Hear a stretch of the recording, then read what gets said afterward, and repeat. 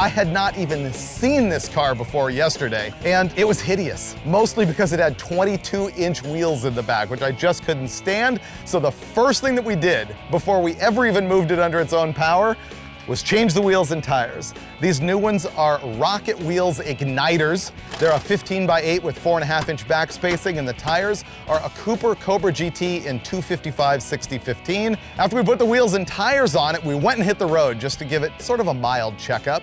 We found out that the engine is flopping around in the engine compartment like a fish out of water. The motor mounts of this thing are garbage. Also, it does really good roadies. Parking brake action is pretty respectable on the car. What are you doing? Oh, wow. Did you feel the smoothness? Yeah, it just... The actual glide? Yeah, you stole the word. That's just what I was gonna say. It was just gliding. Nice. And it pings really badly. And it turns out that was because the distributor was completely loose, almost as loose as the motor mounts. We fixed that, and the thing overheats really badly. I'm not sure that we've really solved that at this point. We changed the water in it, and that's about it. Now we're gonna hop in and hit the road.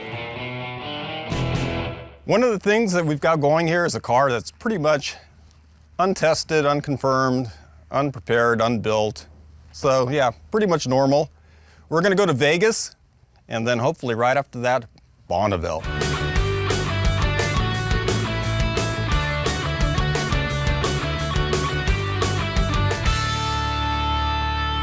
So we've had it with our broken motor mount. This right here is the mount we bought and didn't install. The engine is now flopping around in here so badly that the shift linkage is all bound up. And so we're gonna fix it at the side of the road with the ultimate Roadkill Garage zip tie moment. Check these out. Look at that. That is beef right there. And yes, we're gonna attempt to hold the engine in with zip ties. I know it seems ridiculous, but there's some slim chance it'll work. I'm doing this mostly for my own entertainment, honestly. Put half of them around the frame, and then the other half of them through these and through the alternator bracket. And this is all about doing the wrong thing the right way. If this works, you realize it's new levels. Zip tie motor mount? Oh, yeah, it's just, nobody does this. Really, you're breaking new ground here? Yeah. Functionally, we've got it down to where it needs to be. So we're gonna test the function right now. If they all break, I'm gonna cry. I'm starting to get a little choked up already. Oh, Passes it's that fixed. test. It's totally repaired. Well, let me put it in gear. That's not bad. Now I can tighten more. I think this is gonna prove the actual motor mount obsolete here in a moment. Really? Yeah. So what we're doing now is taking the loop of white zip ties and making them tighter by pinching the loop shut with the black zip ties. Just a little extra something here. You're gonna triangulate it to Yes. the upper control arm? Yep. Oh, there's like a scorpion climbing up my leg here. Is there? Mornings in Las Vegas. It's so glamorous, isn't it? Oh, yeah. But before we continue our field trip, we gotta fix some stuff on the car. This thing is still rattling its brains out, meaning detonating, it's pinging. I think it still has too much ignition timing, but Dulcich is gonna show you some old school trickery right now. Has something to do with this. I know.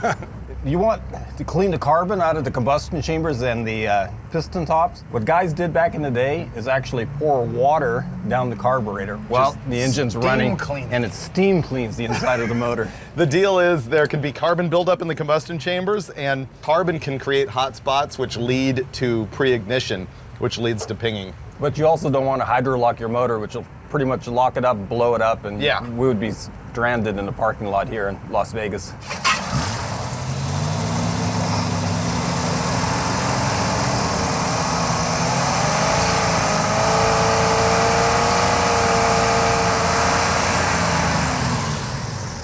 Did you go for the full 8 ounces or?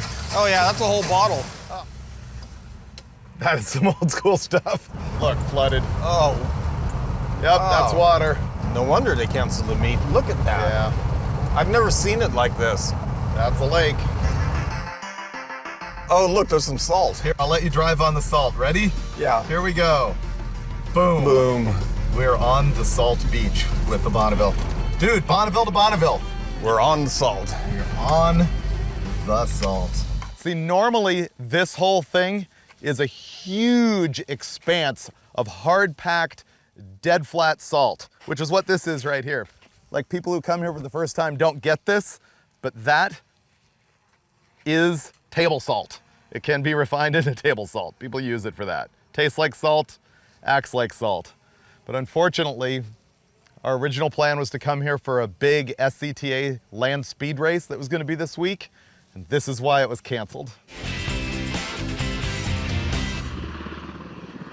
We're out here at Camarillo Airport in California, our favorite abandoned runway where we come out here to thrash on stuff. And we're gonna have a number of competitions today between the 68 Chrysler Town & Country and the 67 Pontiac Bonneville.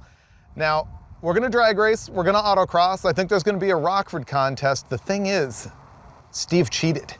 We headed back home and fixed the motor mount on the Chrysler, but after I left, he pulled the engine out of the Pontiac. He cleaned it all up and added a hot cam and headers. So his engine is fresher than mine. His combo is gonna be a 400 Pontiac, a turbo 400, and we think it's got like a 256 rear end. This thing is a 440 Chrysler, a 727 torque flight, and I think the rear end's 276. So these things are not gonna be brutal, but it's gonna show you exactly what it was like to live as, you know, a swanky father way back in the 60s. I think on the autocross, we're gonna have to ride in the way back seat, the history seat. This is gonna be good.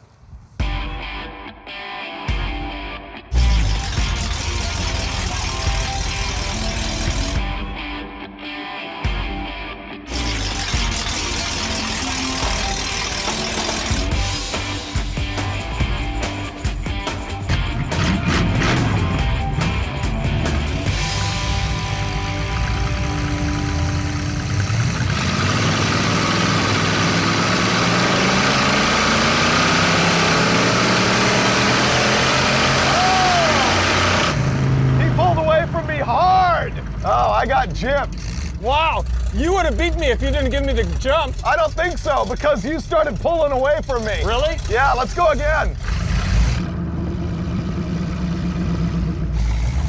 3, 2, 1.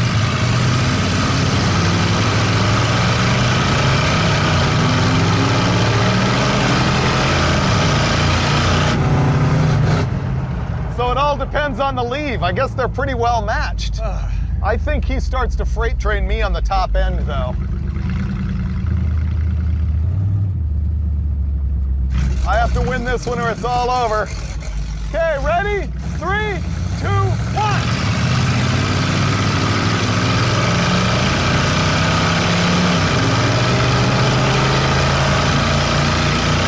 Yeah, when he shifts into second, he starts to come up on me, but I still got him. Okay.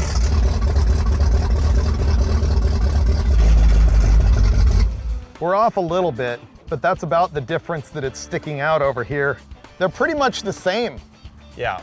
All right, let's go length. The Gargantua Wagon better win this. Okay. Keep coming. Stop. Ready for the ruling? Do you have them even in the front? Well, your proboscis sticks out more than mine. Oh, Chrysler's gonna, like, win.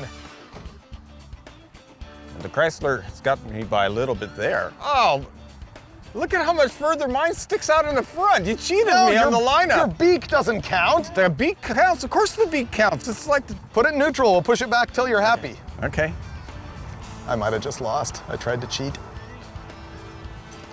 Ugh. Forward. Stop. Right there. Do you agree? Let me see. Yeah. It's only because of your garish styling element that it might be longer. They're exactly the same. They're exactly the same. I wonder if there was a legal limit in 1967 and 8 about the size of wagons.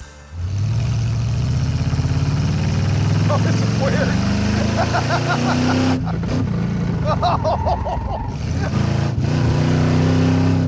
Oh, man. It's like Drunk Dad in 1967. I feel like I could star in Mad Men. Ooh, he's doing pretty good. One more turn. Uh-oh. I hit a cone. That was good, man. I handled that like a boss. Oh, understeer. Oh, fail. That was a disaster. Steve took 2 more laps and ended up not being able to beat his first lap time of 47.6. Slower than the Chrysler. I don't really know what's worse here, Steve's driving or the Bonneville's handling. Oh, roll down the window. I'm gonna barf. Oh, Freiburger. I'm seriously gonna heave. Are you serious? Well, I'm glad you didn't blow chow in my wagon. And that was my idea.